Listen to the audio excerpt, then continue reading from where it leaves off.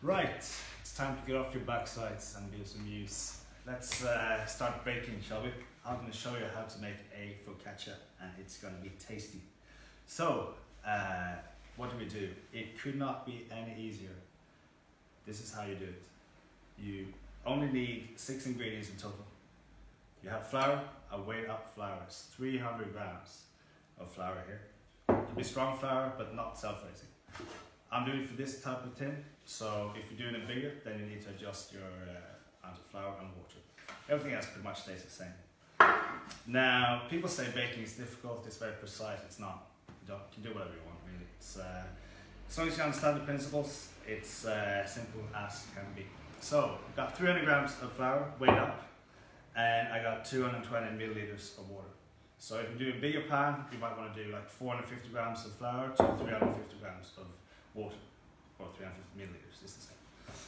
It's metric. So what do, we take our flour first, and we take a little bit of salt. You don't have to be precise. Effectively like a teaspoon maybe. Drop it in. That's it. And then we take the water, put that aside. So 220 grams of water.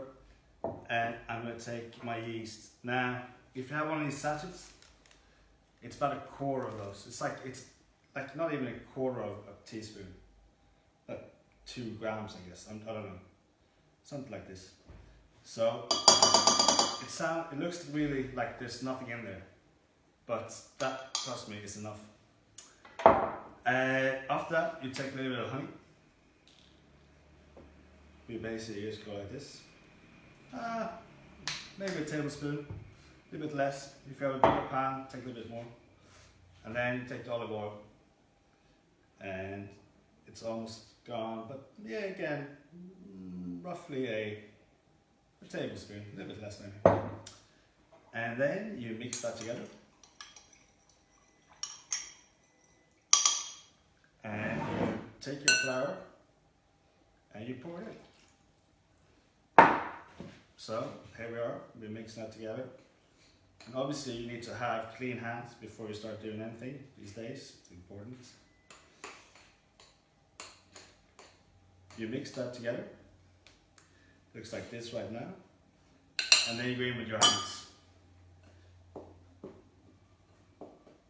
You mix it so it kind of sticks together, looks like this now.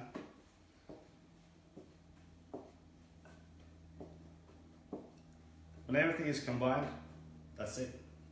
You leave it. Put a cling film on it, put it somewhere where it's not in direct sunlight, otherwise it's okay. And then you basically just wait for about 6 hours, and we'll come back to it then. Good luck. Right, so 6 hours have passed, and we're ready for step 2. It's going to take 2 minutes at most, and the dough has risen. We haven't touched it at all. It's basically very wobbly now, and it's just as it should be. So clean hands again, and we will take, when we start at the top, I have a tap here, so I'm taking some water, and then I'm gathering the dough. And it's very stringy. That's exactly the way it should be. You try to gather it up into one bowl, and before I forget, we take a little bit of olive oil at the bottom of the pan, just a tablespoon, whatever, and we make sure that that's kind of distributed, and then we take our dough and we place it like so. Again, it's very sticky. That's the way it should be, because that's what gives all the moisture. And we just basically pat it out so it covers the tray. Now, I've lined this with a baking paper.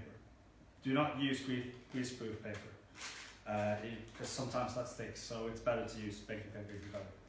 So it looked like this, and that's it. We leave it for minimum 45 minutes, an hour and a half, something like that. But yeah, about an hour I'd say minimum.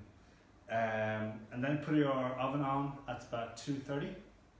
And we'll go back for step 3 in a little while. Okay.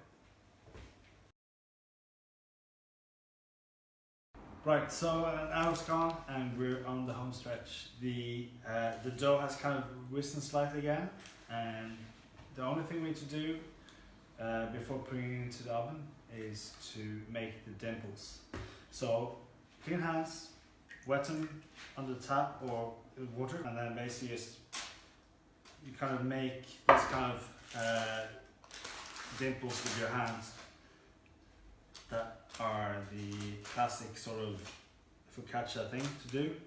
And then some sea salt, sprinkle it on top, and you take some olive oil and maybe a tablespoon or so. So effectively, a little bit more salt.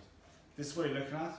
So with the dimples in place, we're ready to put it into the oven at 230 degrees for about 18 minutes for this type of pan. For a slightly bigger pan, maybe we want to leave it for 20 minutes, but we will figure out when we turn it upside down and look at the bottom. If it's been cooked properly, it will be nice and brown. But here we go, we're ready for the last kind of chapter of this journey.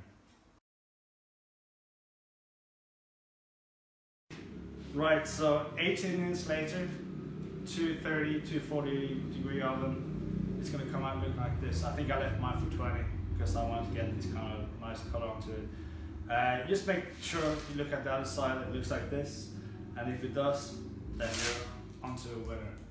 Put that on any table, I promise you people will thank you. So best of luck.